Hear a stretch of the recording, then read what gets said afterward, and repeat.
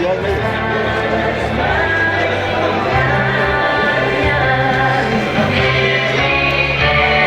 buenos días. Vamos a invitarles a ocupar sus lugares.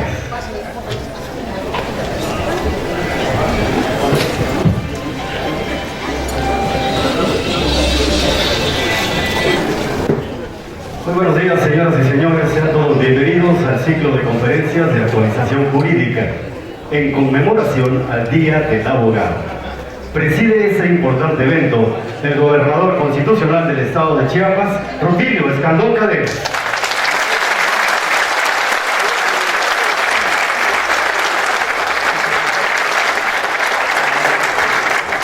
Le acompañan y saludamos al presidente del Tribunal Superior de Justicia y del Consejo de la Judicatura, Juan Óscar Trinidad Palacios.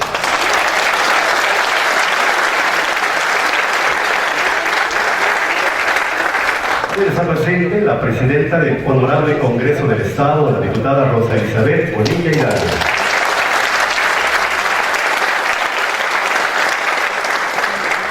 Saludamos al secretario de Economía y de Trabajo, Aarón Yamil Melgar Bravo.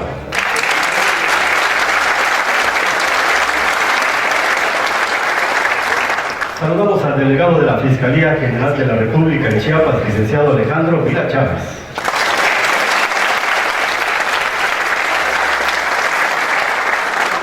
Saludamos al ponente de estas conferencias, Héctor Manuel Cervantes Nieto.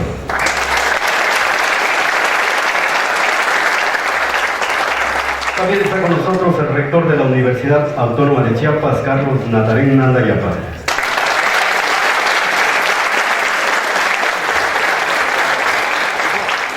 De manera especial saludamos y agradecemos la presencia de magistrados, consejeros, conferencistas, rectores y directores de los diferentes centros educativos, funcionarios estatales, municipales. Sean todos bienvenidos.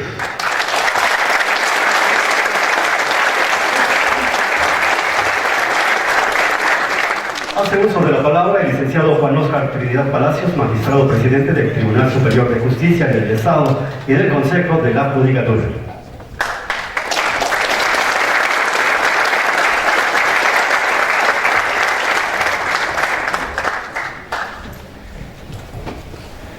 Pues una vez más, señor gobernador, el Tribunal Superior de Justicia se viste de gala.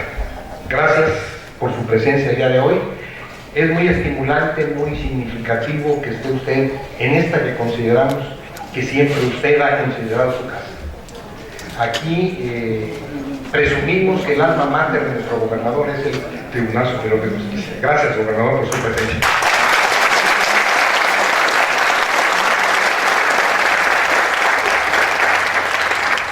Agradezco en forma muy especial la presencia de la diputada Isabel Bonilla, presidenta de la mesa directiva del Congreso del Estado, quien hoy también nos honra con su presencia. Muchas gracias, diputada.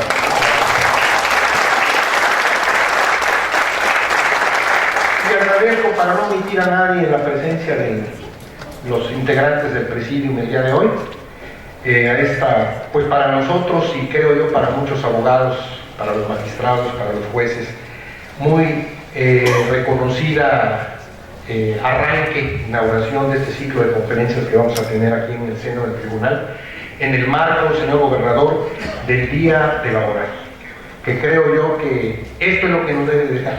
Este es el mejor regalo para los abogados: la actualización, la capacitación, y siempre hemos dicho, y lo hemos comentado con usted en su momento, que cuando hay buenos abogados, hay buenos juzgadores y buenos procuradores de justicia, bien buenos en la parte acusatoria, bien integrada, es lo más parecido, gobernador, a la justicia que le podemos otorgar a los justiciables.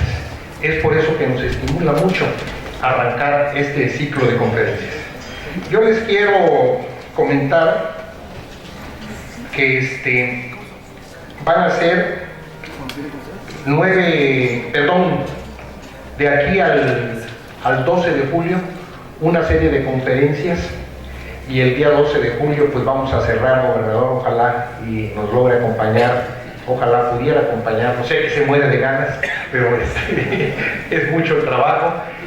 Ojalá el día 12 nos acompañe en un desayuno que vamos a ofrecerle a todos los integrantes de este importante gremio en Chiapas, que es la abogacía.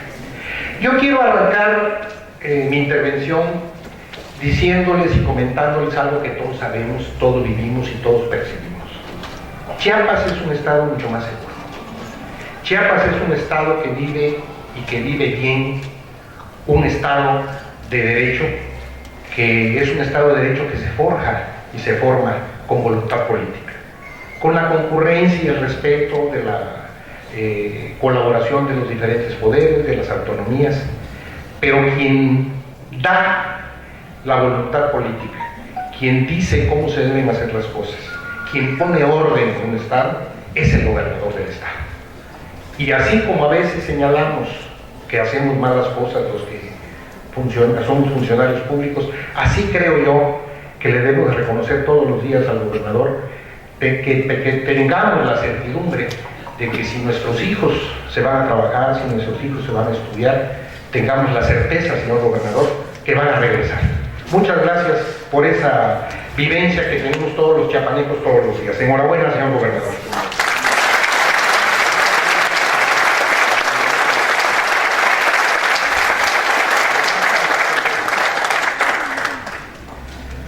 En esta suma, en este trabajo más bien del señor gobernador, que todos los días nos convoca y nos reúne a una mesa de trabajo, a una mesa de seguridad donde estamos presentes, los que participamos de una u otra forma en la seguridad, en el buen desarrollo de la convivencia de los chiapanecos, ahí se determinan cuestiones que nos ayudan, y no para violentar leyes, sino para simple y llanamente coordinarnos las diferentes instancias y en el marco de la ley poder darle mejores resultados al pueblo de Chiapas.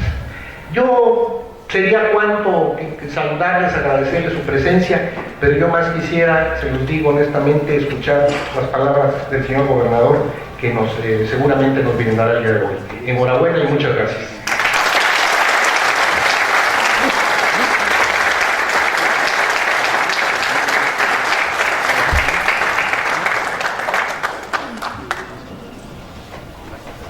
Escuchemos el mensaje del gobernador constitucional del estado de Chiapas, Rutilio Escandón Cadenas. Muchísimas gracias.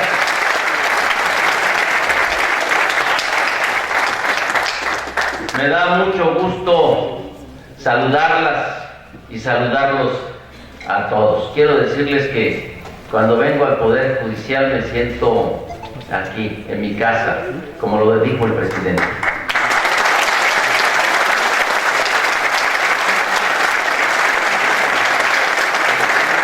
Me da muchísimo gusto saludar al presidente del Poder Judicial, al licenciado Juan Óscar Trinidad Palacios. Muchas gracias por la anfitrionía.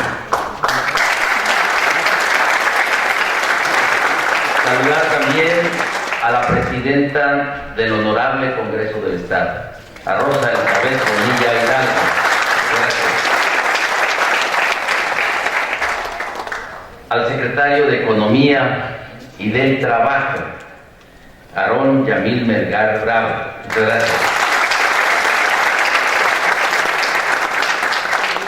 Al licenciado Alejandro Vila Chávez, delegado de la Fiscalía General de la República en Chiapas. Muchas gracias.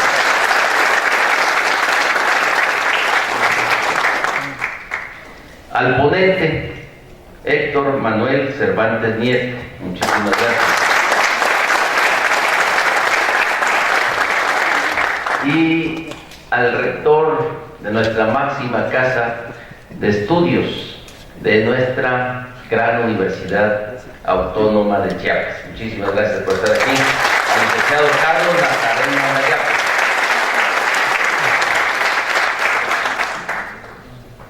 Realmente es un honor estar ya de entrada en la Casa de la Justicia, pero además es para mí muy satisfactorio que me inviten a inaugurar este ciclo de conferencias. Y es que este siglo XXI ha tenido grandes cambios. Sabemos nosotros que las leyes son dinámicas, se transforman constantemente, pero este siglo ha sido característico en sus inicios por los grandes alcances que ha tenido en materia de seguridad y de justicia. Imagínense, iniciamos con la reforma en materia de seguridad y de justicia en el año 2008, que a mí me tocó trabajar desde sus inicios, desde las propuestas, las iniciativas, los proyectos, los anteproyectos, desde el Senado de la República. Y me tocó votarla en la Cámara de Diputados. Por eso cuando llegué al Poder Judicial, me encontré con un gran rezago en ese sentido. Y yo sentía que era mi obligación, mi responsabilidad, concluirla, porque yo había estado ahí trabajando desde las comisiones de justicia, tanto del Senado como de la Cámara de Diputados, y aparte, adicionalmente, en las comisiones de seguridad y de derechos humanos. Por eso, cuando llegué al Poder Judicial, sentía que era la continuidad de un trabajo que se había hecho desde el Poder Legislativo Federal. Por eso hoy me da mucho gusto ver que se siguen ampliando estas grandes iniciativas y que con esto el Poder Legislativo Federal y el de los estados, así como las instituciones de seguridad y de justicia en el país, se adaptan, y como lo debemos de hacer todos, adaptarnos a las necesidades y a las convocatorias de la sociedad para tener normas que atiendan esos asuntos sensibles y prioritarios de México. Entonces, después vino en el 2000 esta iniciativa que se presentó en el 2008 de seguridad y de justicia, concluyó en el 2016, ya en la práctica. Pero antes, en el 2011, se presentó otra importante reforma en materia de derechos humanos, que esto derivó también en una nueva ley de amparo en el 2013. Entonces, esta fortaleza que tiene la sociedad en sus instituciones, pues ha sido un trabajo donde nos integramos todas y todos para poder dar respuesta que beneficie una muy buena relación en el pueblo de Chiapas y de México. Por eso hoy en este ciclo de conferencias que está dentro del marco del Día del Abogado, igual que la Feria Jurídica y Cultural del Libro, pues es muy importante recalcar todo lo que se ha avanzado en materia de seguridad y de justicia. Y también hay que seguir trabajando muchísimo en esto, porque, y es algo que tenemos que subrayar, Chiapas siempre tiene que ir un paso adelante, porque aquí somos cuna de grandes juristas, de personas que han trascendido a nivel nacional y que incluso han defendido al país, a la nación entera, en foros internacionales. Y debemos de dar continuidad precisamente. Nosotros estamos comprometidos a dar continuidad a ese prestigio académico, jurisdiccional y también político de las y de los chiapanecos. Por eso tenemos que aprovechar todo esto, porque miren, la cultura jurídica, así como las conferencias, pues esto impulsa al desarrollo y al progreso de nuestra querida entidad. Y no debemos de desaprovechar la oportunidad de tener presente a nosotros grandes juristas, académicos, que nos van a impartir las conferencias en este ciclo previo al día 12, que es el Día del Abogado.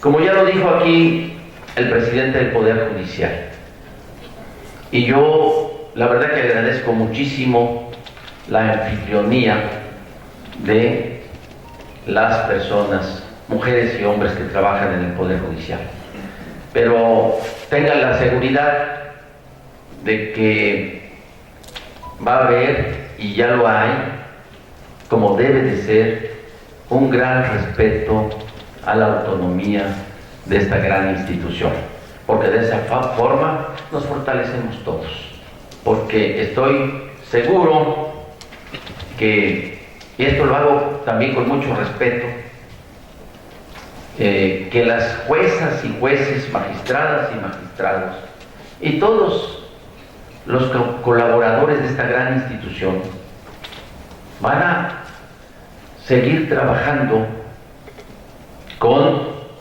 mucho respeto a la sociedad, que lo van a seguir haciendo con la obligación de rendir cuentas para seguir transformando a la institución.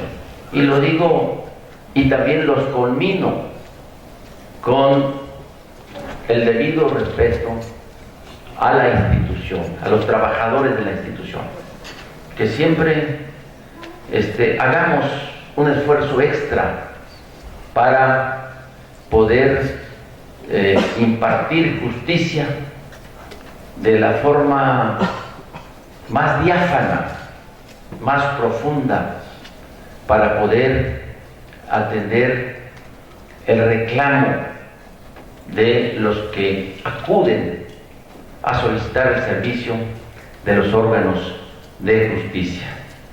Por eso quiero decirles que todas las mañanas, como ya lo dijo aquí el presidente del Poder Judicial, todas las mañanas estamos pendientes en todos los ámbitos de justicia y de seguridad de lo que acontece en nuestra querida entidad.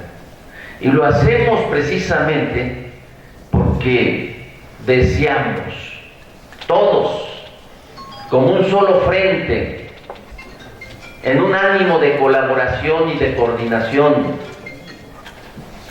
blindar los derechos de las y de los ciudadanos, proteger al pueblo de Chiapas. Y yo agradezco mucho al presidente del Poder Judicial, como un órgano autónomo, que esté todos los días precisamente con esa decisión de colaboración y de coordinación. Nos estamos coordinando muy bien con el Poder Judicial en materia de justicia y con todas las instituciones. Aquí participamos todos, instituciones federales, instituciones estatales, en coordinación permanente con los municipios, todos los órganos de seguridad también, estamos muy juntos. Y ahora ya está con nosotros la Guardia Nacional. Aparte de que agradezco muchísimo también al Ejército, a la Marina, y todos los días estamos diseñando las estrategias con el único objetivo de servir mejor al pueblo de Chiapas. Porque si tenemos seguridad, también vamos a tener porvenir.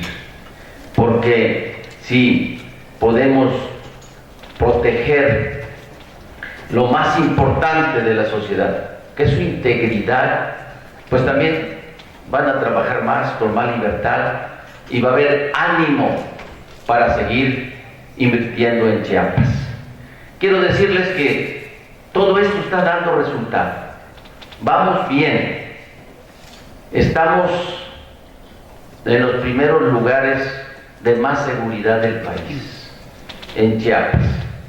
Pero aspiramos a ser mejores. Y vamos a trabajar mucho para tener mecanismos modernos para proteger la seguridad de todos. Y estamos trabajando en materia también de educación. Necesitamos fortalecer la educación y reconocer los derechos legítimos de todas las maestras y los maestros, de todos los maestros y de todas las maestras. Queremos tener una alianza, ser muy cercanos a las maestras y a los maestros para que tengamos una verdadera educación de calidad. Eso es con lo que soñamos durante mucho tiempo.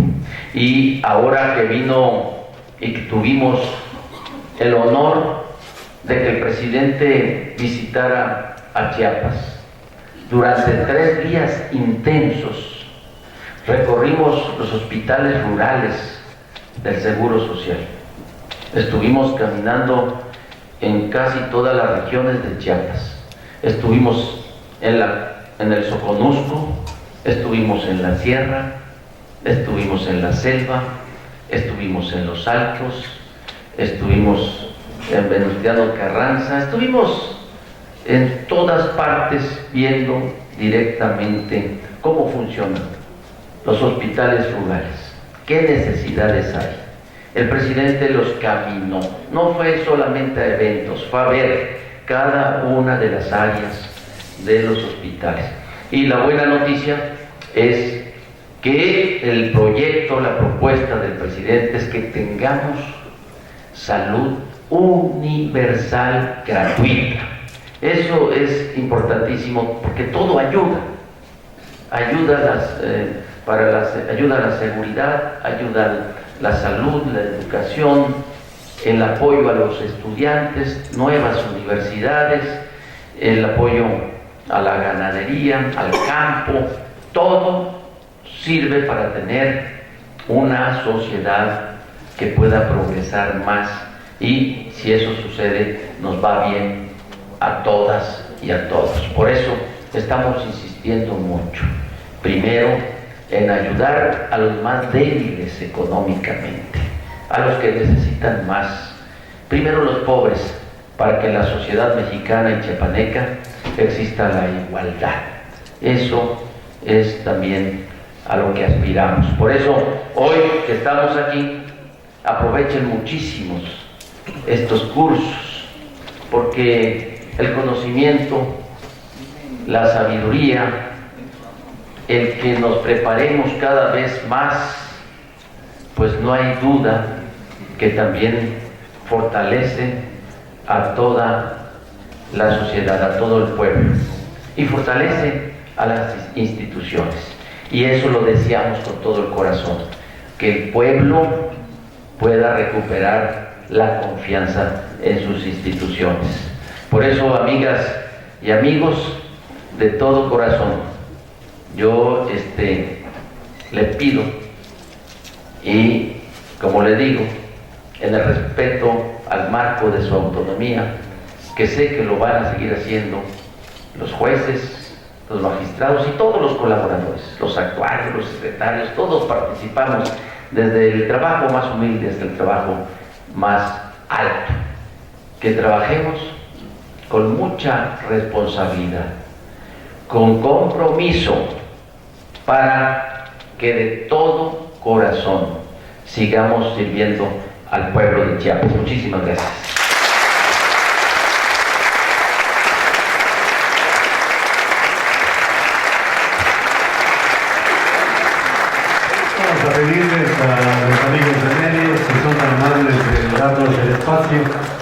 para esta inauguración que realiza.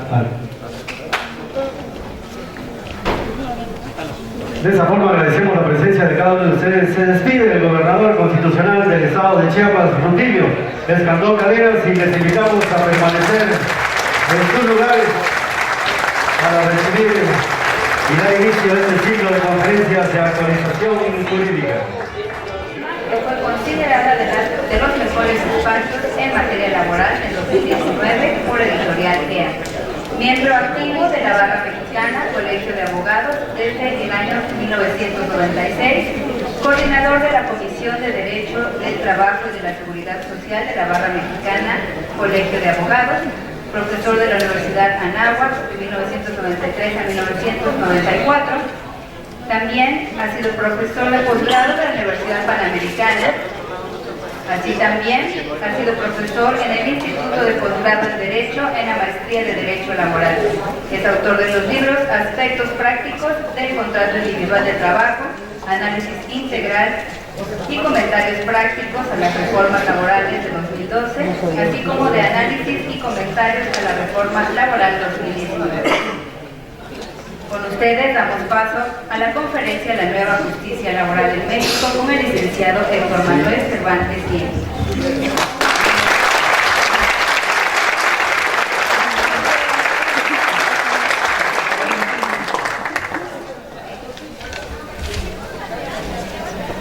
Buenas tardes a todos ustedes. Es un gusto, un honor para mí estar presente en este foro. La verdad que cuando me invitaron me llené de orgullo, es un gran privilegio poder iniciar este ciclo de conferencias sobre actualización jurídica. Antes de iniciar, quisiera agradecer al presidente del Tribunal Superior de Justicia del Estado, al licenciado Juan Oscar Trinidad Palacios, por la invitación que me hizo en participar en este foro. Y a mí me toca hablar sobre un tema realmente nuevo, de actualidad, que es la reforma laboral. Tenemos una reforma laboral que se publicó en el Diario Oficial de la Federación el 1 de mayo de 2019. Esta reforma tiene como antecedente la reforma al artículo 123 constitucional, que se publicó el 24 de febrero de 2017 y se otorgó un año de vacatio legis para que el Poder Legislativo implementara la reforma laboral. Lamentablemente tuvieron que transcurrir más de 2 años, violándose el periodo de la vacatio legis que se había concedido, y el 1 de mayo, insisto, tenemos la reforma laboral. ¿En qué consistió en primer término esa reforma constitucional? Es muy importante atender el origen de la reforma a la Ley Federal del Trabajo, que proviene de la Constitución Política. Esta reforma gira sobre 4 ejes principales. El primer problema que tenemos en materia laboral es la impartición de justicia. Justicia que no es pronta y expedita, no es justicia. Y lamentablemente los juicios en la Junta de Conciliación y Arbitraje se llevan a cabo. Razón por la cual teníamos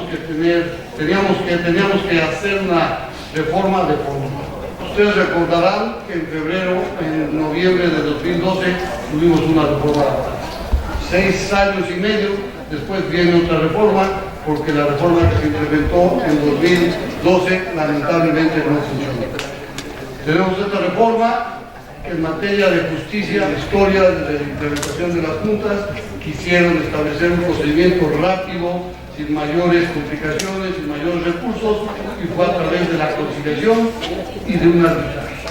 Pero lamentablemente no ha funcionado, sigue sin funcionar, y esto ha tenido como consecuencia que vayan a desaparecer las juntas. Las juntas siguen operando, siguen recibiendo demandas como si todavía no ocurriera nada, y vamos a esperar la implementación de los tribunales. Y la otra cuestión es el procedimiento. Esta materia trae un procedimiento totalmente diferente al que estamos acostumbrados, un procedimiento escrito, y después viene un procedimiento oral que más tarde haré referencia al mismo. Otro de los aspectos fundamentales de la reforma constitucional es la creación del Centro Federal de Conciliación y Registro Laboral, un instrumento muy importante en cuanto a la conciliación y ciertas actividades en materia colectiva. que también haré referencia a esta cuestión. Y otro aspecto viene siendo la cuestión sindical, la democracia y libertad sindical, que yo no le veía muchas cuestiones de fondo. Se vino a firmar el convenio 98 de la OIT, que se vino a reflejar ya en esta reforma, y aspectos del Tratado de Libre Comercio entre Estados Unidos, México y Canadá, que le impusieron ciertos requisitos a México para la firma de este convenio y están reflejados en la reforma laboral. Con motivo de esta reforma al artículo 123, como ya comenté, se genera la reforma a la Ley Federal del Trabajo. Esta reforma, para que la podamos entender, tenemos que saber por qué se crea. Como repetí, hace 6 años y medio tuvimos una reforma importante de mucha trascendencia, se cortaron los salarios vencidos, se redujo la primera audiencia, que era de conciliación, demanda y excepciones, se trajo a lo que fue en un principio conciliación, demanda y excepciones, y se quiso compactar el procedimiento laboral, cosa que no ha funcionado.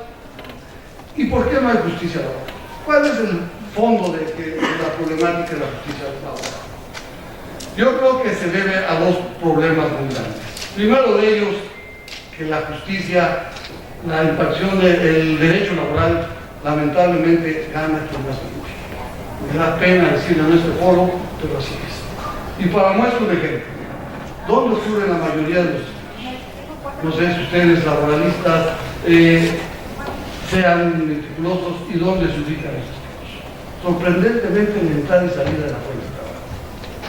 Cuando el trabajador se disponía a prestar sus servicios aproximadamente a las 8 de la mañana, se presentó ante él el director jurídico de la empresa, acompañado del director general y una comitiva de funcionarios de la empresa, y ante la presencia de diversas personas les manifestó potestad espíritu. Y así son la mayoría de los juicios. ¿Y por qué son? ¿Por qué son así los juicios laborales? Porque la rescisión de un contrato, dar por terminado un contrato de trabajo, rescindir un contrato resulta sumamente complicado por la carga contractual. Los patrones aquí han tenido que recurrir, despedir al trabajador, cuando viene la demanda, niego el despido, ofrezco el trabajo, si lo ofrezco de buena fe, es decir, en los mismos términos y condiciones, se revierte la carga de la prueba al trabajador para que él acredite el despido. ¿Cómo lo va a acreditar? Con testigos. Y testigos que no vas a ubicar dentro de la fuente de trabajo, porque ningún compañero de trabajo viene a declarar, sí, yo vi cuando están despidiendo. Por esa razón, los despidos ocurren al entrar y salir, para darles idoneidad a los testigos. Fíjense qué grave y qué triste es esta realidad, pero así funciona. Así se dictan los laudos bajo esta presencia, bajo esta situación. Y vamos desde el ofrecimiento del trabajo, ¿fue de buena o mala? Y cada vez nos sorprendemos con criterios diferentes, que es una prestadora de servicios y el otro es el beneficiario, y que no ofrecieron los dos el trabajo, y que está ofrecido de mala fe, o que lo dice de baja en el seguro social, o criterios que generan una incertidumbre a todos los patrones. Parte de la reforma. Afortunadamente, con esta reforma, esta figura tiende a desaparecer.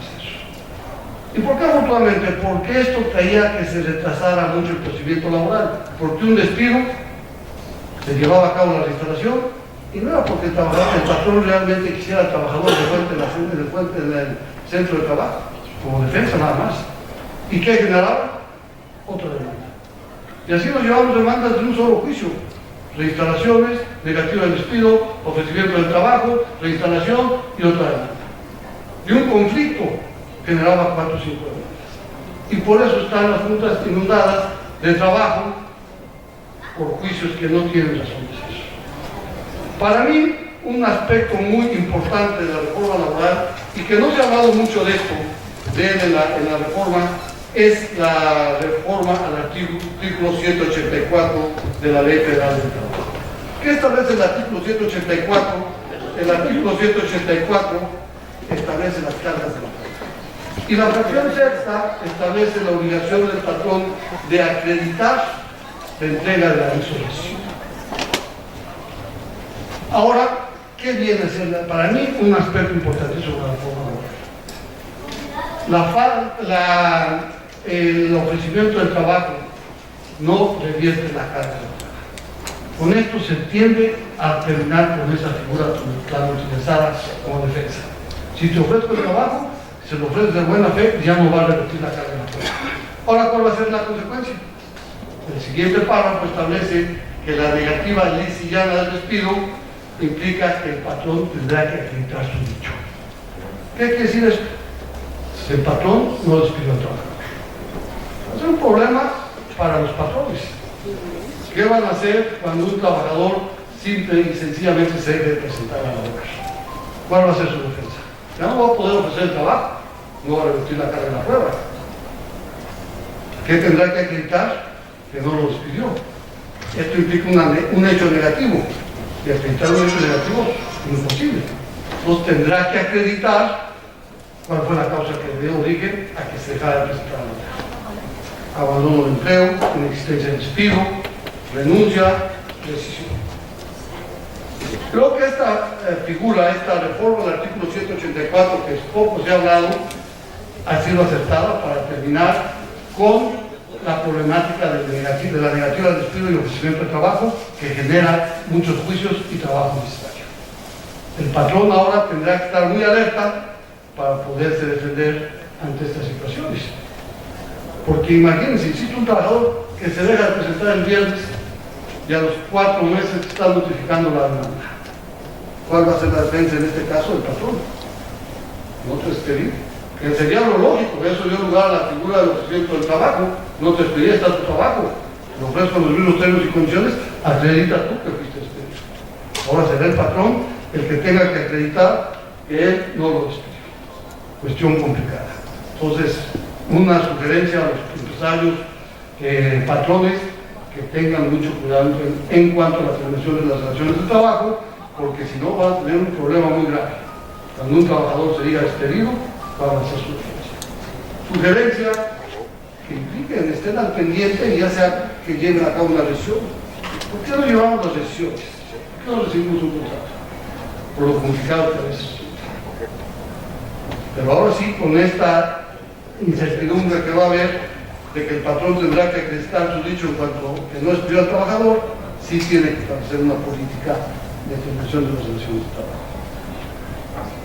Y muy de la mano a esto, como que le dan al patrón un premio de consolación, una ayudada en cuanto a la terminación de las relaciones de trabajo, y se modifica el artículo 47 de la Ley del Trabajo. ¿Qué establece el artículo 47? Las causales de rescisión. Y en la parte final regula el aviso de rescisión. ¿Qué es el aviso de rescisión? La notificación que se le tiene que hacer al trabajador, señalando de manera clara y precisa las causas o causas que dan origen a la rescisión. Y la ley señala que la falta de la entrega del aviso de rescisión establece que el despido es injustificado. Que esa figura también traía como consecuencia el patrón dejar el despido. Despidió un trabajador, no notificaba el aviso de rescisión y no podía defenderse que le había rescindido el contrato porque no entregó el aviso de rescisión y por ese simple hecho se entendía injustificado el despido. Ahora, a los patrones que no entreguen el aviso de rescisión podrán ofrecer como prueba en contrario para acreditar que el despido no fue justificado. Unas reformas pequeñas que existen en la ley que no se les ha dado gran importancia, pero sí la tienen. Ahora, con esta figura, ¿qué tiende a desaparecer? El aviso de rescisión. El aviso de rescisión inició en 70, en 80 se modificó, que ante la negativa del trabajador de recibir el aviso de rescisión se lo podría solicitar a la Junta y se estableció otra carga probatoria, acreditar que el trabajador se negaba a recibir el aviso de rescisión. Reforma en 2012, se quitó la negativa, ya podía el patrón entregar directamente el aviso de rescisión sin necesidad de acreditar la omisión de la entrega.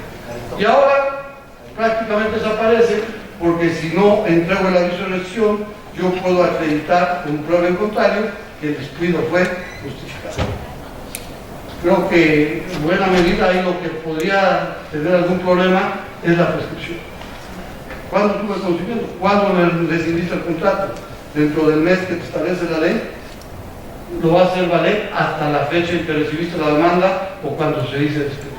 O sea, es una cuestión que todavía faltan algunos aspectos por definir en la práctica, pero sí es importante esa figura, esas dos figuras nuevas en la reforma laboral. Para mí creo que en parte, desde un aspecto de justicia, son importantes porque con ellas se trata de terminar con esa, insisto, tan socorrida defensa legal despido procesal de trabajo. Entrando un poco más de lleno a la cuestión de la reforma laboral, son las fechas de entrada. La reforma laboral entró en vigor al día siguiente de su publicación, pero todavía no tenemos los tribunales, todavía no funcionan los tribunales. ¿Cuándo entra en vigor la cuestión procedimental? ¿Cuándo van a entrar a discusión en vigor las nuevas disposiciones del nuevo procedimiento laboral? Estas van a entrar cuando estén establecidos los tribunales. En materia local, los tribunales deberán de estar listos, deberán de empezar a funcionar dentro de 3 años, contados a partir del 1 de mayo de 2019. Y en materia federal, a partir de los 4 años siguientes del primer año de 2019. O sea, todavía quedan 3 años para que entre en vigor el nuevo procedimiento en orden local y 4 años en orden federal. Es el plazo más importante que tenemos en cuanto a la entrada en vigor de la nueva procedimientos. Otro aspecto importantísimo de la reforma laboral para mí es la creación del Centro Federal de Conciliación y Registro Laboral. Este nuevo organismo público descentralizado, autónomo, que ha dado mucho de hablar, que si realmente es autónomo o no, ahí insistían mucho que debía ser tripartita, que se debía de intervenir trabajadores, Estado y patrones por la importancia que tiene, quedó como un órgano descentralizado, dirigido que tendrá a la cabeza un director general, que ahí es donde mucho se cuestiona su autonomía.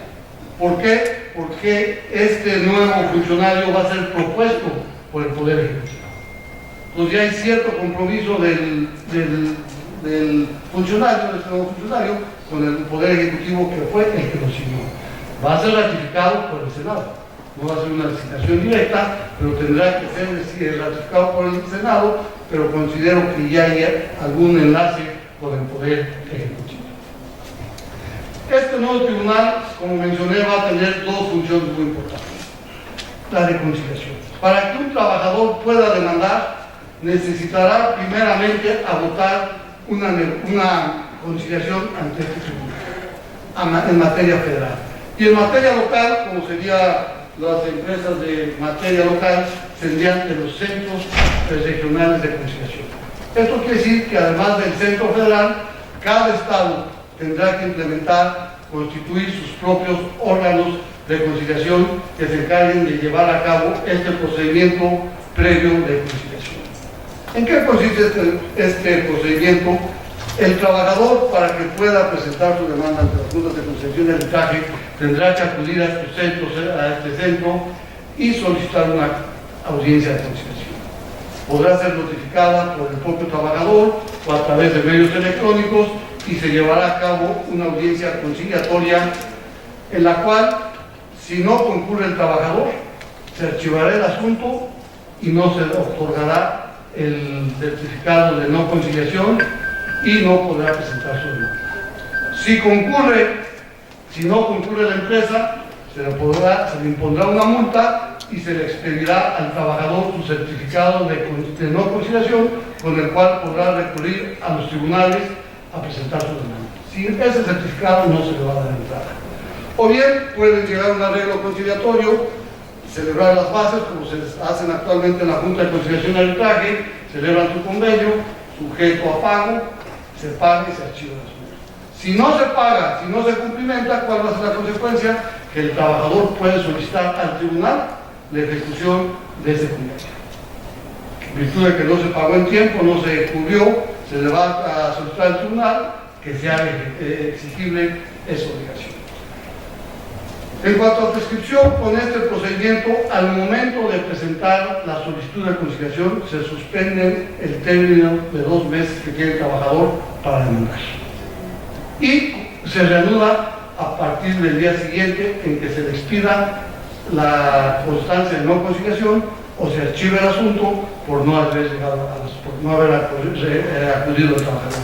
Si el trabajador no acude a esa audiencia, no se le va a dar la constancia, nomás se va a archivar y se va a seguir con el término de la prescripción. Esto no implica que la pueda volver a solicitar el trabajador la audiencia de conciliación, pero tendría que iniciar otro nuevo procedimiento. ¿Cuánto va a durar este procedimiento? Máximo 45 días. Y obligatoria es una sola audiencia. Las partes podrán ponerse de acuerdo, a ver, deja ver qué dice mi patrón, deja ver si se puede llegar, negociar y señalar las audiencias que consideren convenientes. Pero una es obligatoria.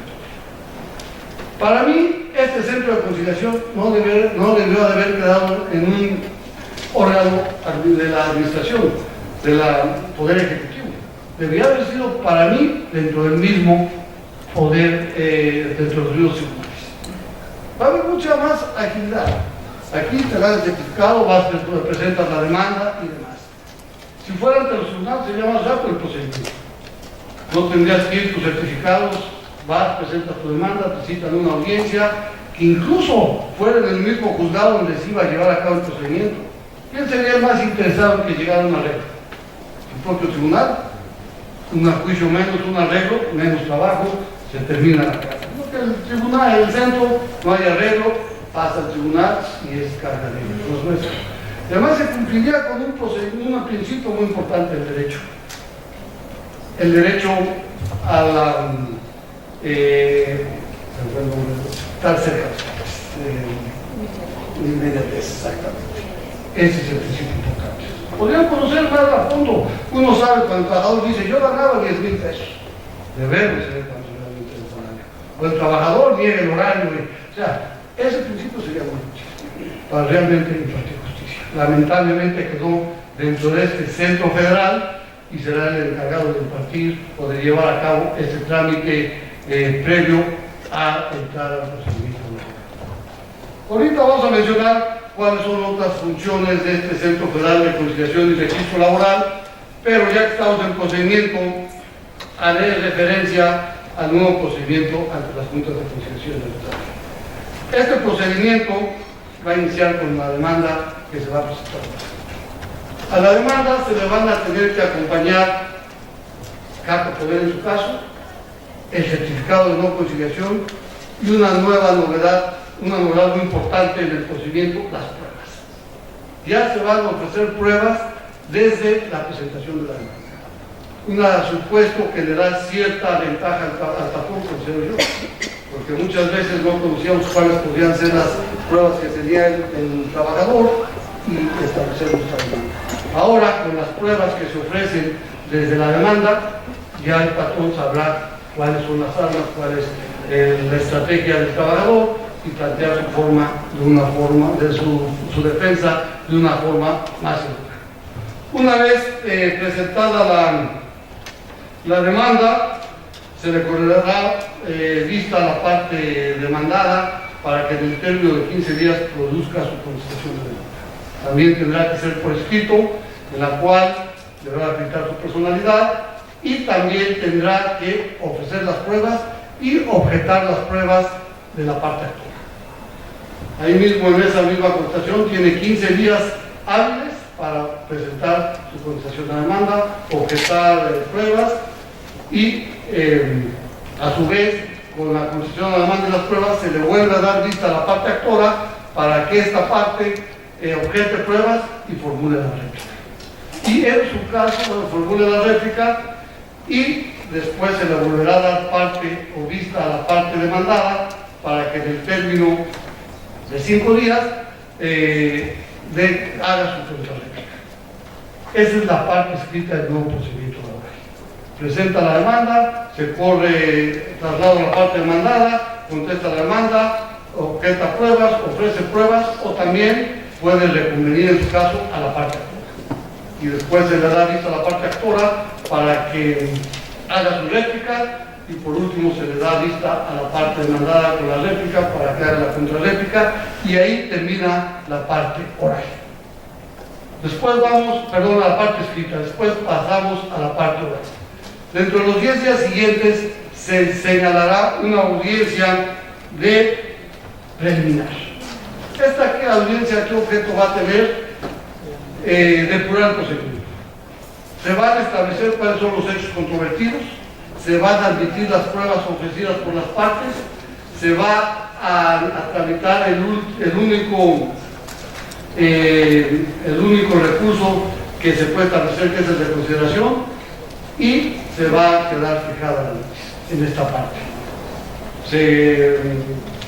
Se admiten todas las pruebas en la audiencia preliminar. Una vez concluida la audiencia preliminar, pasamos a la audiencia de juicio. ¿En qué consiste la audiencia de juicio? Ahí se van a desahogar las pruebas. Ahí va a llevar el desahogo de todas las pruebas, y en materia de pruebas hay cambios interesantes. ¿Cuáles son de los cambios más interesantes en materia de pruebas? Uno de ellos es que la confesional ya no va a ser para responder posiciones, absolver posiciones. Ahora se les van a citar para absolver posiciones y contestar preguntas.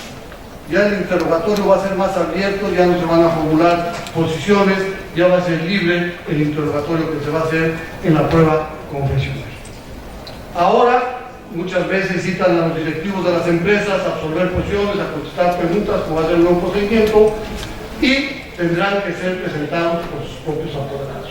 Ya no va a ser que queden notificados por el conducto del actuario, que no es el domicilio, que no localizan. Ahora, el apoderado de la empresa demandada tendrá que presentar a los absolventes. Y en caso de que el absolvente radique fuera del lugar de residencia del tribunal, se podrá desahogar la prueba a través de videoconferencia. Eso vamos a ver cómo se implementan los medios de desahogo de pruebas, si se cuentan con los elementos, pero ya existe esa posibilidad de que las pruebas se desahoguen a través de videoconferencia. Un aspecto importante dentro del desahogo de pruebas. Otro aspecto que a mí me parece sumamente relevante en cuanto a las pruebas es la prueba pericial. Actualmente la prueba pericial es colegiada. Cada parte presenta su perito, la parte actora presenta su perito, la parte demandada presenta su perito, uno dice una cosa, otro dice otra cosa, y llegamos al perito tercero en discordia. Ahora el perito va a ser designado por la Junta, un solo perito. Ya no vamos a necesitar el perito. Si se establece o si se permite que las partes puedan llevar a su perito a la audiencia y poder preguntar, cuestionar al perito, objetar el dictamen, hacer valer las defensas o las argumentaciones en contra del tributario. Pero ya no será como un perito dentro de las partes como una prueba colegiada.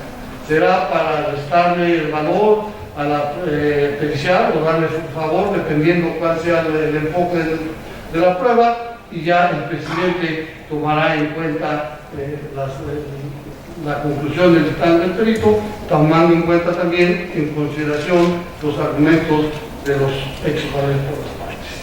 Son en materia de pruebas las cuestiones más relevantes que se va en el procedimiento. Ya una vez desahogadas las pruebas, se va a dictar en esa misma audiencia, se van a desahogar alegatos, se van a formular los alegatos, y en caso de ser posible, si el volumen del expediente lo permite, se tendrá o se dictará sentencia en esa misma audiencia. De acuerdo a un cálculo que he hecho a los términos que existe en la ley, en la reforma, un juicio laboral se debe llevar sin los recursos, general, limpio, que todas las audiencias se puedan desahogar en una misma audiencia, 63 días. No se ría, por favor. Estoy hablando en serio, con toda la formalidad profesional, que ustedes se ríen. 63 días, ¿qué les parece esta ya los salarios caídos van a quedar largos otra vez? Pues en 63 días tengo que tener mi lado, un año de salarios caídos es altísimo. Ese es el nuevo procedimiento en términos generales de lo que va a ser el procedimiento laboral. Un procedimiento totalmente diferente al que estamos acostumbrados. Va a haber la oralidad, que yo creo que en el procedimiento actual no había oralidad, nada más la oralidad era para ir a hacer tiempo y constar la demanda en la audiencia y darle tiempo a conseguir pruebas, pero no era realmente un juicio. Ahora sí sí va a ser un juicio oral que esperemos pueda funcionar. ¿De qué va a depender de que la justicia laboral? Primer aspecto importantísimo, presupuesto. Si no hay presupuesto, ¿con qué vamos a poder tener peritos disponibles en todas las materias, que estén accesibles en el desahogo de las pruebas, instalaciones, funcionarios? Tenemos grandes abogados laboralistas en las juntas, pero no creo que vayan a ser suficientes o que se quieran contratar todos. Creo que ahorita estamos pasando un periodo de transición muy difícil en el aspecto laboral. Por los que se van, ya no existen. Pero siguen los procedimientos. Si yo presento una demanda el día de hoy, sigue bajo el procedimiento de la ley anterior. No ha cambiado eso, todavía tenemos. Había muchas dudas que si el aviso de rescisión, que si la negativa de despido ya surtía efectos. Yo creo que ya. He asistido a varios foros donde decían, no lo podías aplicarlo ahorita porque no es procedimiento. Para mí es procedimiento. Se va a desahogar nuestro procedimiento. El artículo 184 tanto del procedimiento. Por lo de la negativa de despido, ofrecimiento de trabajo, no aplica ya. Eso no aplica ahora, aplicará porque entre en vigor las funciones de los tribunales de trabajo. Eso es en términos generales lo que tenemos de reforma en materia individual. ¿Qué hay en materia colectiva? En materia colectiva hay cambios importantes también. Primero que nada tenemos un cambio que a mí me llama la atención y me da mucho gusto, es el certificado de representatividad. ¿Qué quiere decir esto? Que un sindicato, para que pueda demandar, emplazar a huelga por firma, debe de acreditar que por lo menos el 30% de los trabajadores de la empresa a la que pretende emplazar a huelga por firma de contrato colectivo están de acuerdo, están sumados a ese sindicato, están de acuerdo con ese emplazamiento. ¿Esto a qué tiene? A evitar los emplazamientos a huelga por extorsión. ¿Qué eran los emplazamientos a huelga por extorsión? Cuando el sindicato, sin conocer ni siquiera a un solo trabajador de la empresa, no tener nexo con ellos, conseguía, veía una empresa que se estaba constituyendo, que estaba empezando a funcionar y se le emplazaba a huelga por firma. ¿Qué eran extorsiones? Como nos llamábamos nosotros, emplazamientos a huelga por extorsión. ¿Qué le quedaba al patrón? O firmar el contrato, que era lo que nunca sugería, porque era como el matrimonio. Cuando yo me casé no saben todo lo que me prometieron. No, hombre, ¿para qué les pego? Igual el sindicato. No se preocupe, jefe, mire, usted se ve que es buen patrón, que los malos son los trabajadores, firmen el contrato, no le voy a cobrar nada, le firmo el contrato como usted me diga, yo lo quiero ayudar, y era firmárselos y después venían las exigencias. Igualito que el matrimonio, ¿verdad? Así pasa con los contratos. Entonces, no se terminaba un problema de fondo, porque al año, oiga jefe, pues por favor, oiga, le ayudé, ayúdenme usted, que quiere una ayuda, y se venía un problema. ¿Qué nos quedaba? Negociar con el contrato el desistimiento del emplazamiento a huelga para poder que no me estallaran. O si me estallaba la huelga, por lo menos me paraban 3 o 4 días a planta. Ahora, para que te emplacen a huelga, debe de haber por lo menos la aprobación del 30% de los trabajadores que están de acuerdo en que se emplace a huelga. Creo que ese es un procedimiento interesante, es un procedimiento que se lleva internamente en la empresa. El sindicato nada más debe de presentar la solicitud de expedición de la constancia de representatividad, donde señala nombre del trabajador, empresa en la que trabaja, CURP y firma. Se presenta, son el 30% de los trabajadores de esta empresa, y aquí está acreditándose que efectivamente quieren o desean que se emplace la huelga por firma de contrato colectivo. ¿Qué va a hacer el Centro Federal de Conciliación y Registro Laboral? Va a verificar la autenticidad de ese documento.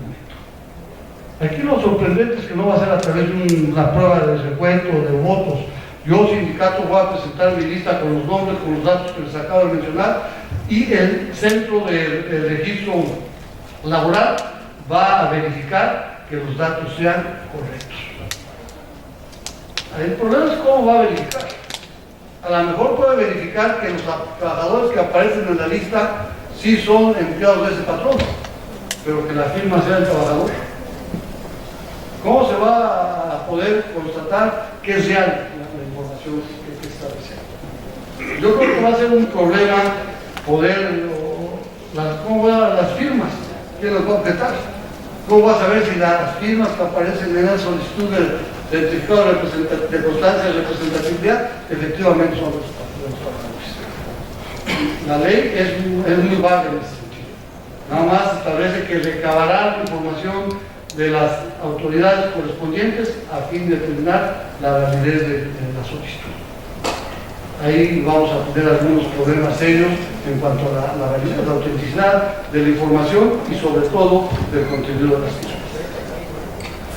Otro aspecto, y ahí también yo creo que quieren compensar un tanto a los sindicatos, va a ser lo relativo a que hoy en día para que un contrato colectivo, hoy en día ahorita existe un periodo de 4 años para que todos los contratos colectivos que se tienen depositados sean revisados y aprobados por la mayoría de los trabajadores. Tienen 4 años para que se revisen. ¿Qué pasa si en esos 4 años no se revisan los contratos colectivos, no se actualizan? Se darán por terminados. Se archivarán, pero las prestaciones que estaban establecidas en ese contrato quedarán vigentes y les serán aplicables a los trabajadores. Pues, ¿qué tenemos que hacer? Todos aquellos patrones que tengan un contrato colectivo tendrán que revisarlo, y para que sea válida esa revisión debe estar aprobada por la mayoría de los trabajadores. Eso es un requisito importante, porque por un lado, como les dije, se pretende terminar con los emplazamientos a huelga por fin, a través de qué, de la constancia de representatividad. Pero ahora todos los contratos colectivos que se tenían de protección se van a tener que abrir. ¿Por qué se van a tener que abrir? Porque para ser revisados, ser depositados ante los centros de registro, tendrán que acreditar que estos fueron aprobados por la mayoría de los trabajadores. Es un procedimiento que sí se va a llevar a través del recuento de los trabajadores. Va a haber una votación en la cual manifiesten si están de acuerdo o no con el contenido del contrato colectivo o de la revisión del contrato colectivo de trabajo. A mí parece que va a haber una controversia y se pierde un poco la autonomía sindical. ¿Qué pasa con la revisión de un contrato colectivo?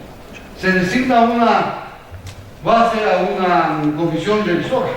Los trabajadores están otorgando todas sus facultades para que en representación de ellos lleve a cabo la revisión del contrato colectivo. Ahora, ¿de qué va a servir si después esa negociación tendrá que ser nuevamente ratificada por la mayoría de los trabajadores? Creo que ahí se pierde un poco la autonomía también sindical, la libertad sindical. Creo que entiendo por qué se hace, para terminar con los contratos colectivos en los cuales los trabajadores no saben que existen. Pero así han funcionado muchas empresas también, con esos contratos colectivos que se tienen ahí depositados de protección de los emplazamientos a huelga. Ahora sí creo yo que va a haber una vida activa sindical dentro de muchas empresas. ¿Por qué? Porque ya los trabajadores van a estar conscientes, van a conocer el contenido del contrato colectivo y a lo mejor tendrán o querrán ampliar estas prestaciones establecidas en el contrato colectivo de trabajo. Y hay varias cuestiones en cuanto a materia sindical. Por ejemplo, hay varias disposiciones que obligan a los sindicatos a revisar sus estatutos. Una de ellas es que en los estatutos se debe establecer una representación en proporción a género. Es decir, que haya representantes y sobre todo se tiene a incluir al género femenino dentro de las mesas directivas de los sindicatos. De acuerdo al número de miembros, deberá haber una parte proporcional representando a los trabajadores en la mesa directiva.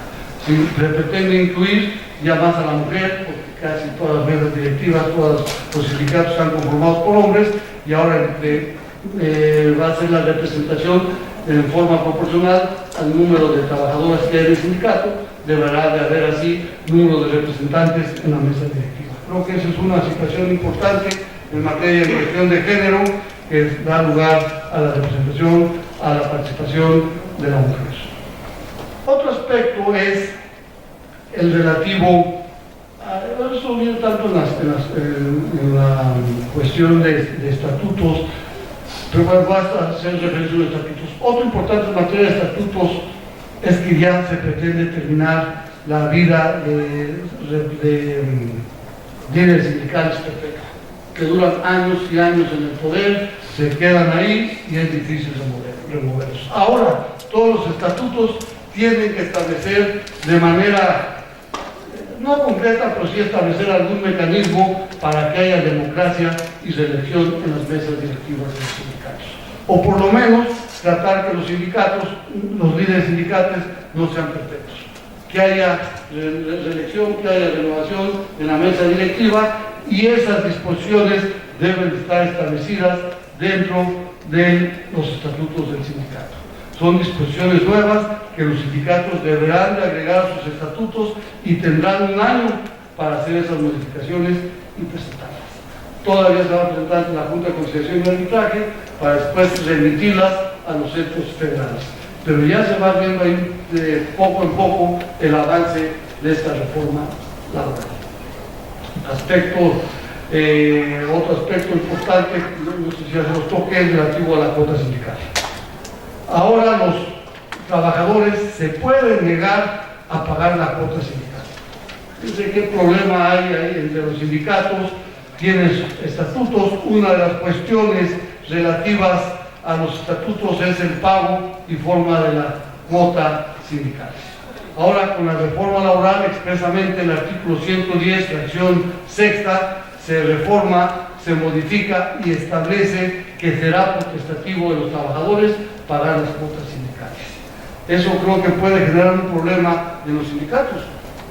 ¿Para qué pago cuotas si de todas formas tengo los beneficios del sindicato? Y eso puede ser un trabajador, pues todos se ponen de acuerdo de qué van a vivir los sindicatos si nadie va a pagar cuotas sindicales. Es una reforma que sí me preocupa, incluso ha sido materia de muchos amparos que están promoviendo por los sindicatos en contra de estas disposiciones. ¿Por qué? Porque cuando el trabajador se afilió al sindicato ya manifestó su conformidad en el pago de cuotas sindicales. Y ahora, a través de una reforma a la ley, quitan o pretenden eliminar ese derecho. Entonces, a estos amparos creo que es importante ver cuál va a ser el criterio de los tribunales en cuanto a la obligatoriedad o no del pago de la cuota sindical. Otro aspecto que se establece, que también es interesante en materia de sindicatos, lo relativo a cómo se va a conformar un sindicato. Para que se pueda conformar un sindicato, se tienen que establecer con 20 trabajadores. Anteriormente la ley hablaba de trabajadores activos. Ahora con la reforma se quita activos y nada más se establece que será con 20 trabajadores. Esta situación ha causado cierta polémica. ¿Por qué? Porque dice, pues si no son activos no son trabajadores. Pero yo no estoy de acuerdo con ese criterio, porque pueden haber trabajadores, no obstante no están en activos, pero son trabajadores, y puede ser que no están en activos porque han sufrido una incapacidad permanente por un riesgo de trabajo que no les permite laborar, pero siguen siendo trabajadores. La relación está suspendida, pero la relación existe. O porque están designados en la mesa directiva de un sindicato y por esa razón no están trabajando, prestando activamente sus servicios, pero siguen siendo trabajadores. Otro aspecto que ha sido impugnado a través de diversos amparos en cuanto a que los trabajadores para formar un sindicato deben ser activos. Son estos aspectos un tanto los más importantes, los más relevantes en la materia de la reforma laboral. A mí me faltó uno, a mí me dejó muy mal sabor. La reforma para mí fue buena.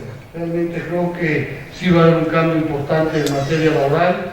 Esperemos que los tribunales tengan el apoyo, la capacidad económica suficiente para que inicien su funcionamiento, que tengan los recursos necesarios para establecer las instalaciones, los medios, las herramientas, funcionarios bien pagados, bien remunerados, bien motivados, bien capacitados. Creo que pueden funcionar muy bien estos nuevos tribunales. ¿Qué faltó para mí en la reforma laboral? Para mí creo que faltó un aspecto importantísimo, que fue la subcontratación. En México hoy en día la subcontratación dolosa está haciendo un grave perjuicio a la sociedad, a los trabajadores, y ese tema que se iba a abarcar en la reforma siempre no se abarcó. ¿A qué me refiero con la subcontratación dolosa que tanto perjudica al país y tenemos que hacer algo para erradicarla? Es aquella que contrata al trabajador con un salario inferior al real, lo da de alta en el Seguro Social con ese salario y la diferencia del salario se lo paga por otra vez, con una clara evasión fiscal de impuestos y sobre todo en detrimento de los derechos de los trabajadores. ¿Por qué? Porque lo que se aporta al seguro de retiro es mínimo, sobre una cantidad mínima, salario mínimo, son los salarios mínimos. ¿Y qué va a pasar con esos trabajadores cuando lleguen a la edad de retiro? Apenas van a alcanzar una jubilación garantizada, que va a ser a lo mejor muy distante de lo que efectivamente percibían. Si ya la jubilación se va a ver reducida por la forma en que se calcula, ya no va a ser al 100% el salario, pero ahora sobre un salario mínimo va a ser una cantidad mínima.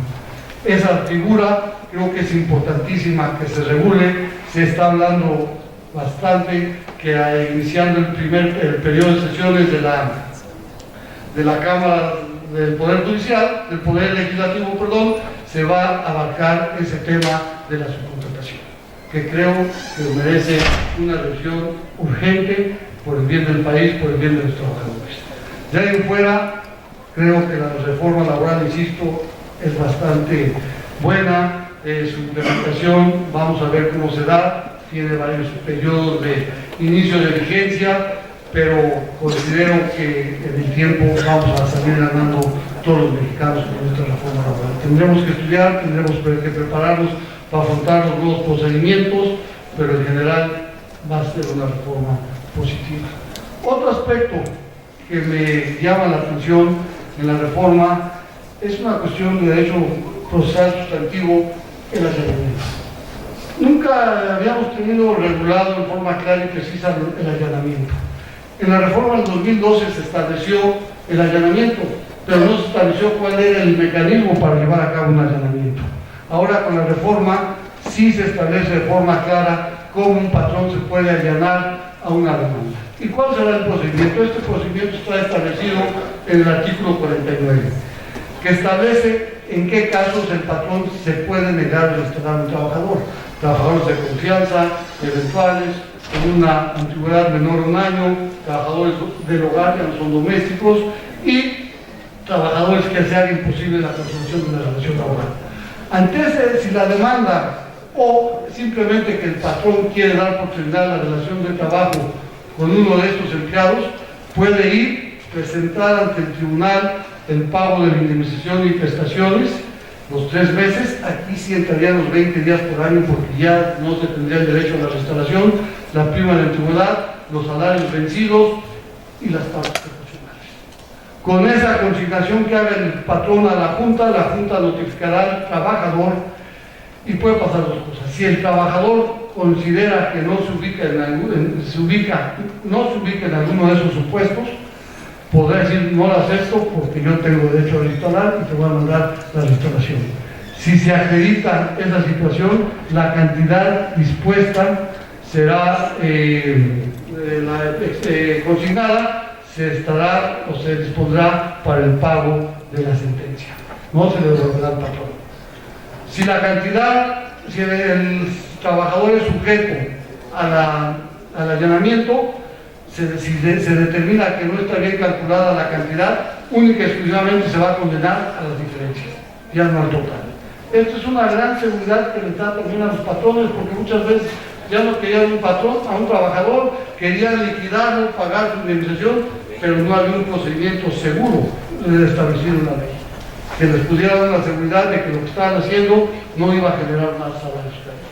Esta situación creo que también es muy positiva. Creo que si sumamos los puntos que hay en la reforma es positiva. Vamos a trabajar duro, vamos a esperar, todos tenemos que poner de nuestra parte para que esta reforma prospere. No nomás se trata de los impartidores de justicia, del gobierno, mucho tenemos que ver los litigantes. Los litigantes tenemos que poner mucho de nuestra parte, a veces somos el problema en la impartición de justicia. Si queremos tener un México mejor, todos tenemos que luchar. Todos tenemos que poner de nuestra parte, iniciar en nuestra casa, en nuestros trabajos, iniciar una reforma para que México realmente funcione. No me resta más que agradecer su presencia y si tiene alguna pregunta, algún comentario, con mucho gusto se las hago. Gracias.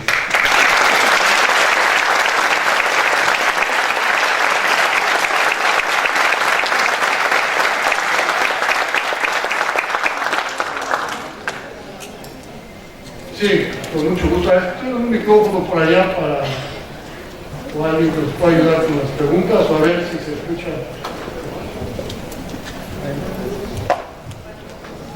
A ver si alcanzamos a escuchar. Buenas tardes. Mi duda es, ¿qué recurso será procedente en contra de la sentencia laboral? ¿Será el único juicio de amparo o habrá otro recurso? No, es directamente la amparo. Hay solamente un recurso, se vuelve ahorita reconsideración, ¿verdad? De reconsideración, el único que procederá en contra de acuerdos de los secretarios.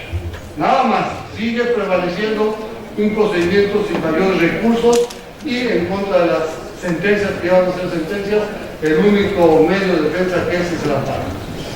No habrá otro recurso más que el recurso de reconsideración en cuanto a acuerdos. ¿De acuerdo? ¿Alguna otra pregunta? Sí.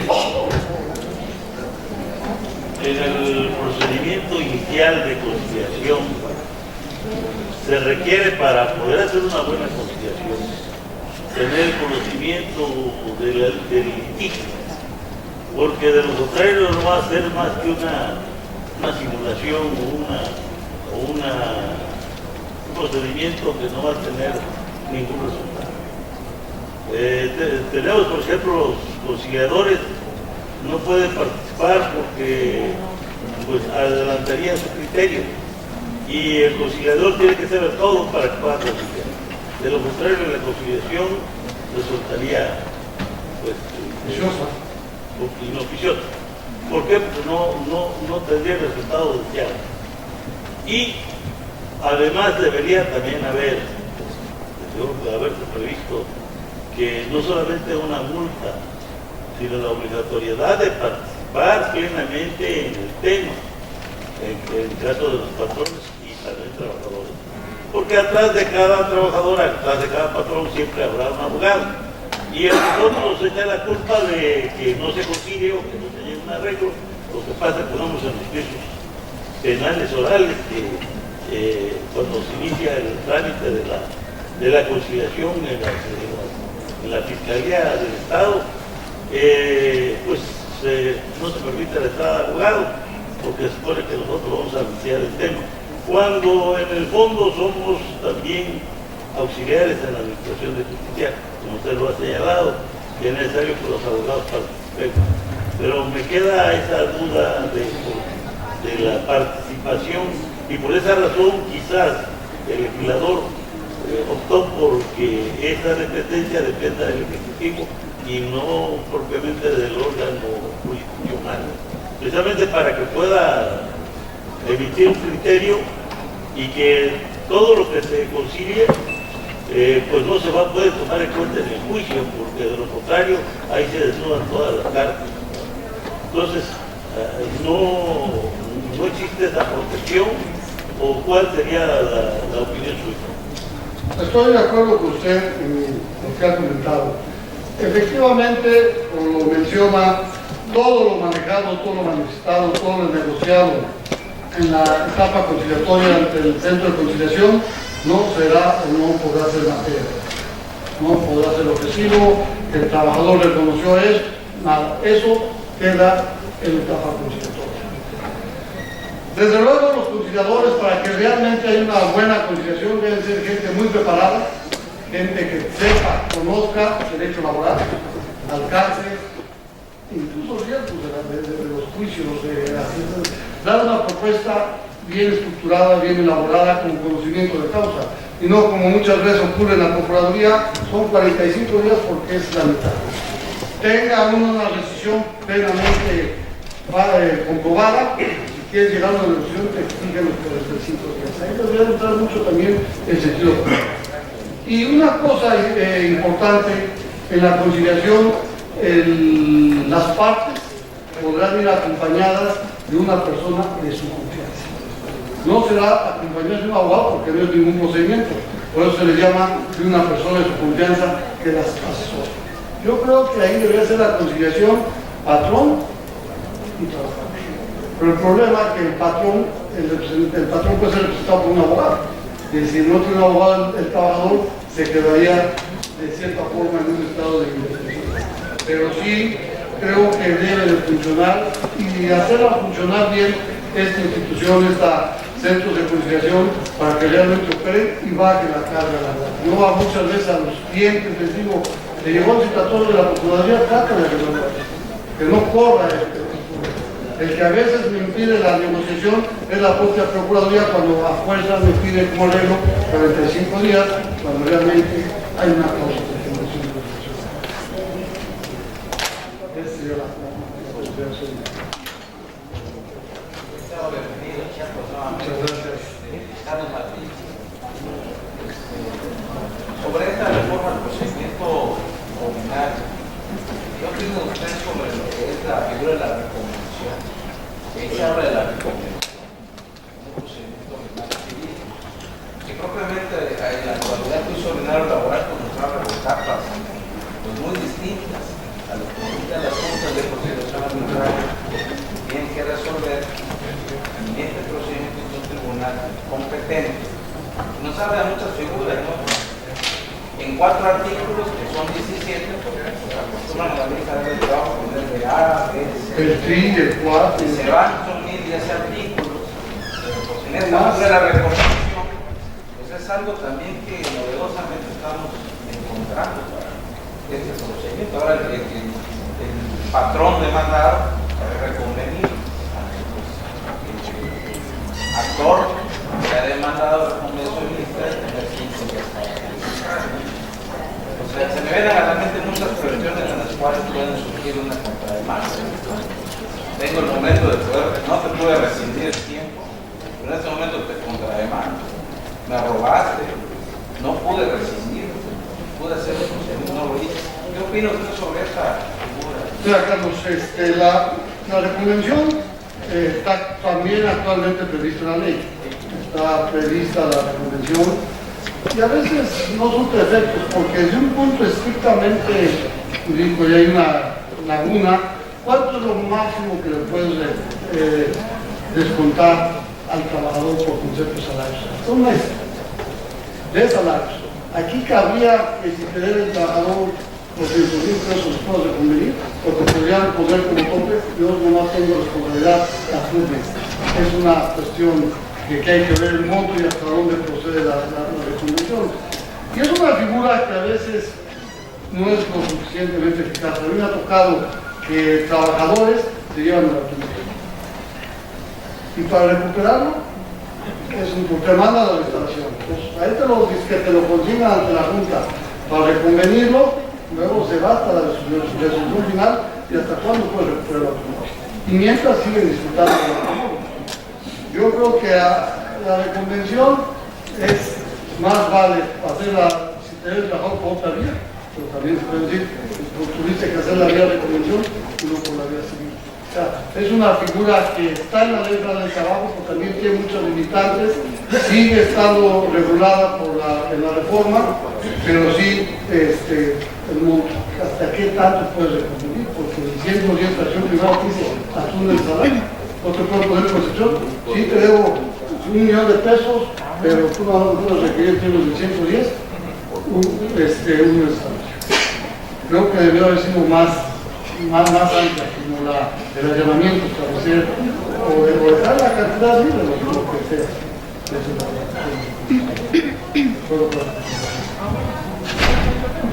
No sé si tengan alguna otra pregunta, sí. Algo que es preocupante es el certificado de conciliación. Por ejemplo, aquí en Chiapas tenemos diversas autoridades jurisdiccionales que quizás se va a aumentar de acuerdo con los distritos judiciales que hay en Chiapas, son 20.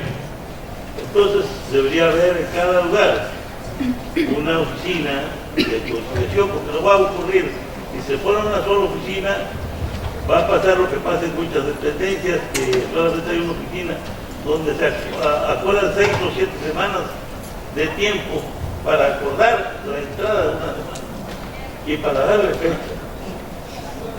O sea que ese término lo utilizan porque la ley federal de procedimientos administrativos del Estado y la federal se lleva 3 meses como mínimo para darle respuesta a un ciudadano. Luego entonces, si se utiliza ese sistema, va a ser totalmente inservible, porque no va a abonar a lo que se persigue, a la justicia nacional.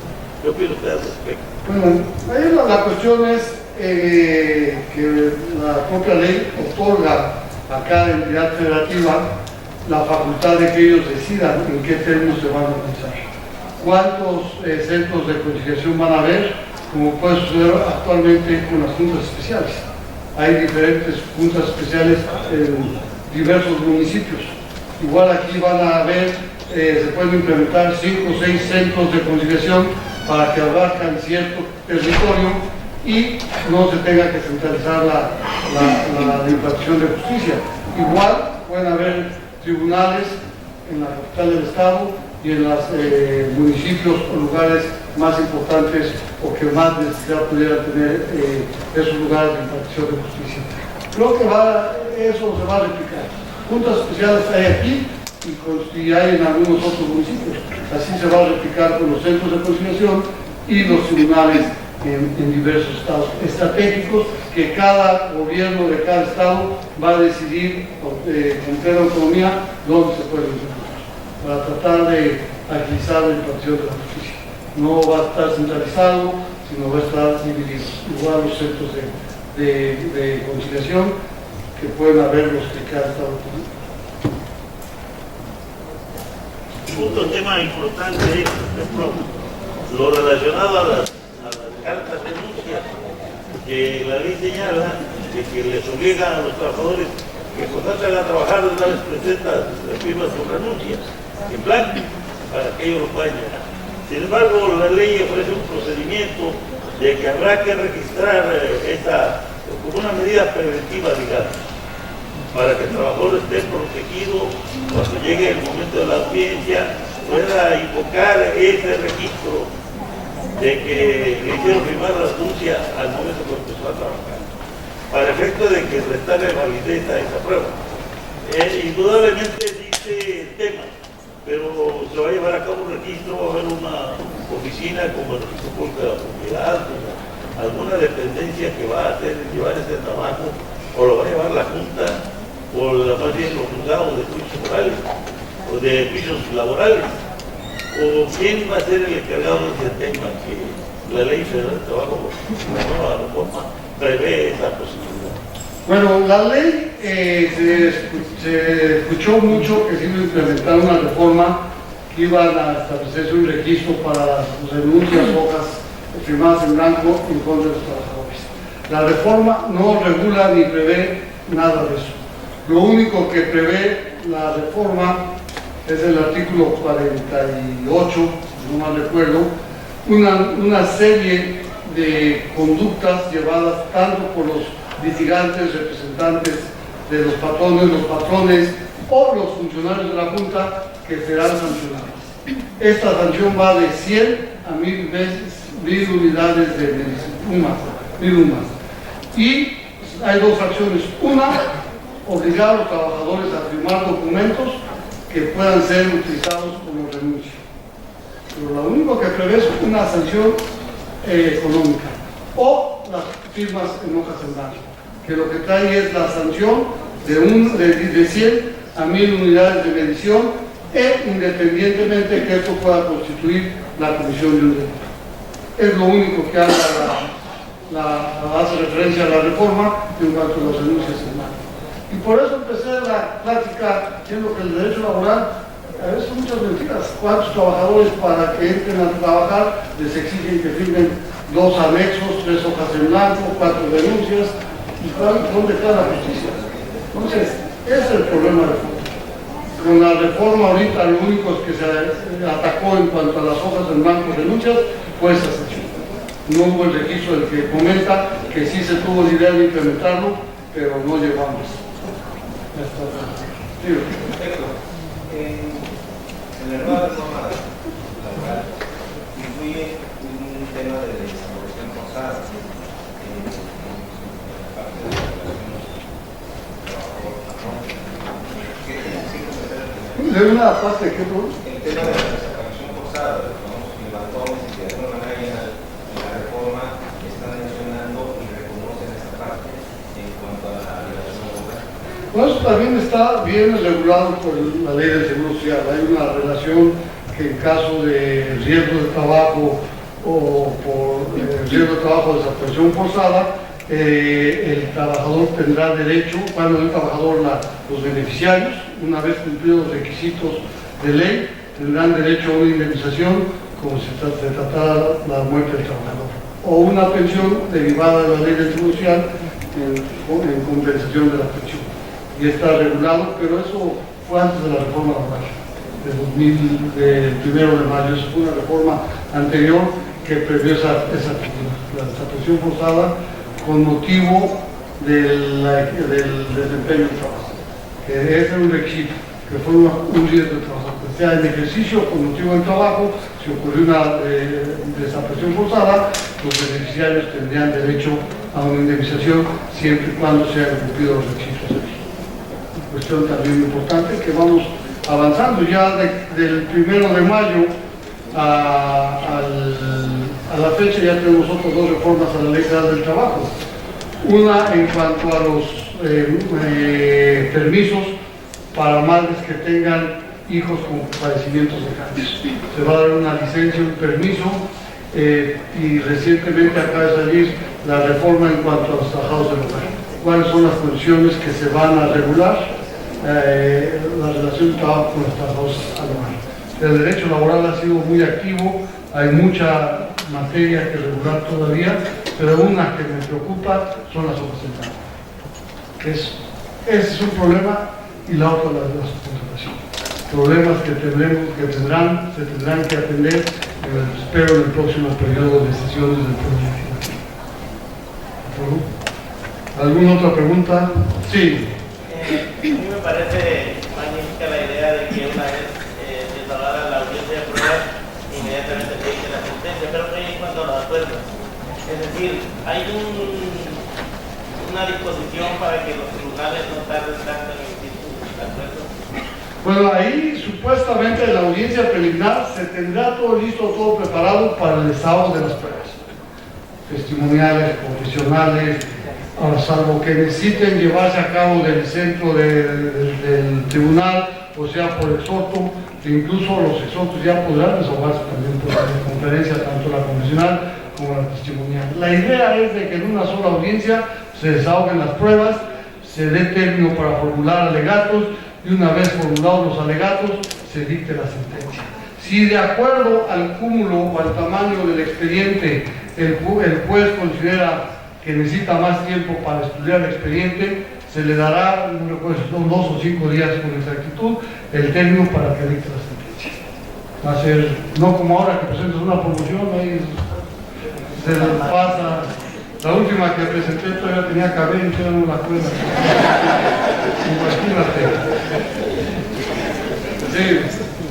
En cuanto a las pruebas oficiales que comentaba usted, ¿habrá delitos oficiales o van a ser delitos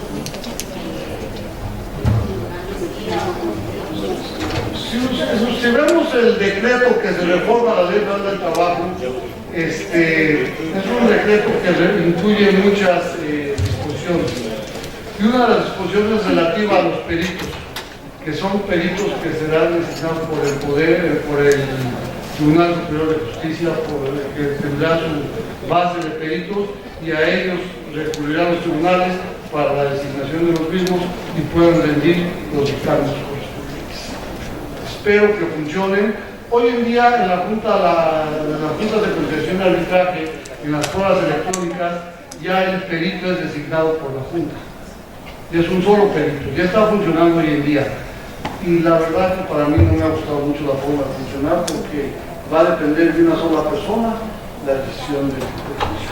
Una pericial sobre la denuncia es la firma o no la firma de un solo perito válido. Que al fin de cuentas hoy en día, independientemente de que ya no sean pruebas electrónicas, también van a depender del tercero en escoria.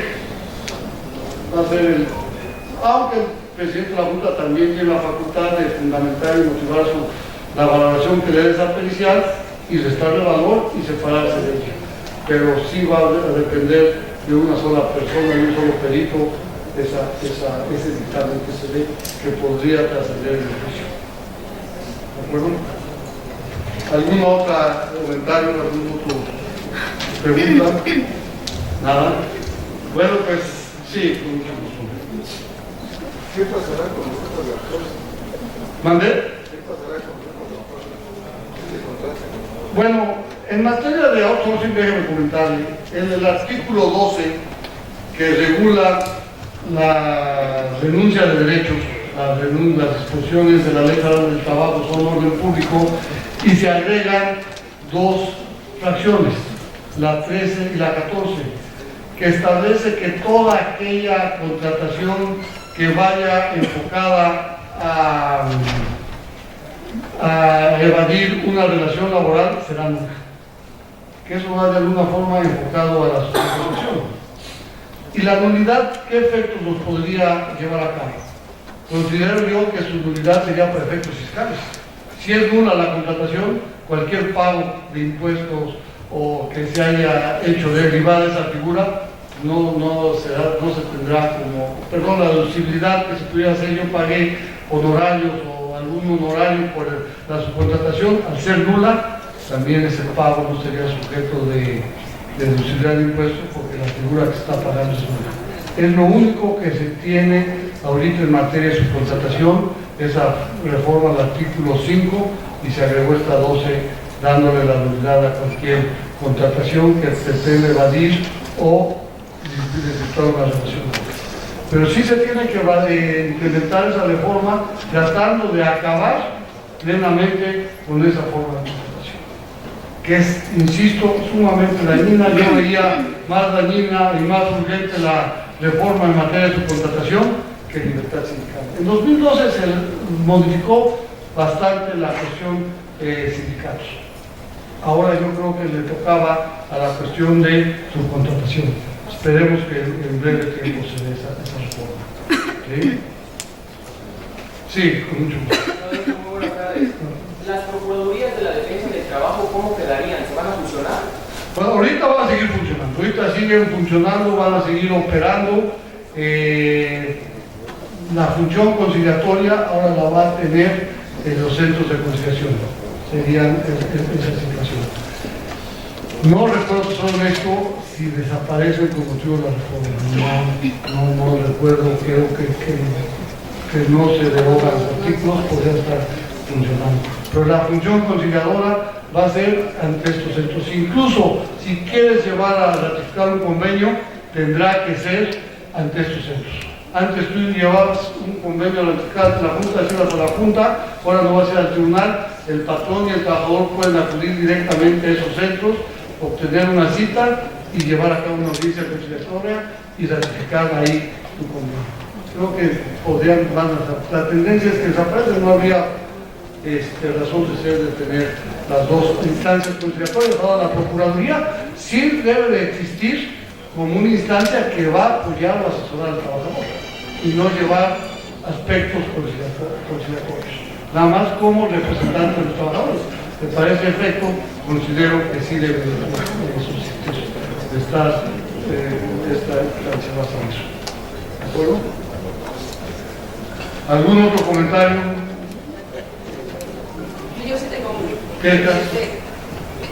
Por ahí de que en el artículo 4 hablaba sobre cuando se atentan contra derechos de terceros. Y dice que se atenta cuando el trabajador haya demandado la reinstalación y el patrón contrate a alguien para ese puesto. ¿Qué opinión tiene usted al respecto de esa disposición? Que no es básicamente procedimental, sino más es una regla interna para la empresa. Es que volvemos al problema de fondo. Esa figura de la negación del estudio del trabajo sido usada no como una defensa real, como una defensa que yo quiero que el trabajador regrese a trabajar, es una defensa para librar el juicio. Entonces, como también comentaba, han habido muchos criterios. Entonces, si tú negas el estudio y ofrecías el trabajo y llegabas a la instalación y ya había otro trabajador ocupando tu puesto, ¿qué implicaba? Que realmente no estaba ofrecido de buena fe ese trabajo, que no lo querías, y tan no lo querías que ya estaba ocupada la plaza. Ahí cuál era la calificación que se hacía, que el trabajo había sido ofrecido de mala fe, porque ya había habido, ya alguien ocupando tu puesto. Entonces, se consideraba de mala fe y no revertía la carga. Ese sería el efecto de transformación, ¿no? Realmente es una cuestión procedimental. Y con cierta razón, a ver, ¿por qué te ofreces un trabajo si ya hay alguien en tu lugar? No se entiende que la porque quiera que regrese a continuar. ¿Alguna otra pregunta, comentario? ¿Observación a la reforma?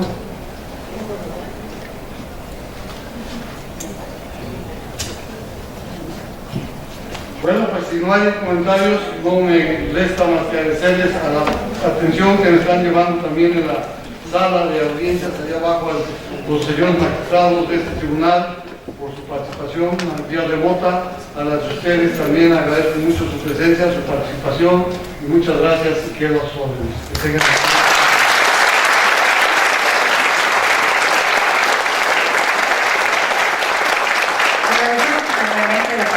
Del licenciado Héctor Manuel Cervantes Nieto, y a continuación, en representación del magistrado presidente Juan Oscar Trinidad Palacios, la magistrada de la Sala Especializada en Justicia para Adolescentes, Mirna Camacho Pedrero, a la entrega de un reconocimiento y un presente a nuestro ponente.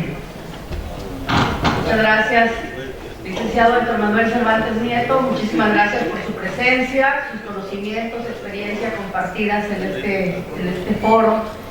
Y en nombre del presidente del Tribunal Superior de Justicia del Estado de Chiapas, el licenciado presidente magistrado Juan Oscar Trinidad Palacios, reciba usted este reconocimiento y unos productos representativos de nuestro Estado. Muchas gracias por estar con nosotros.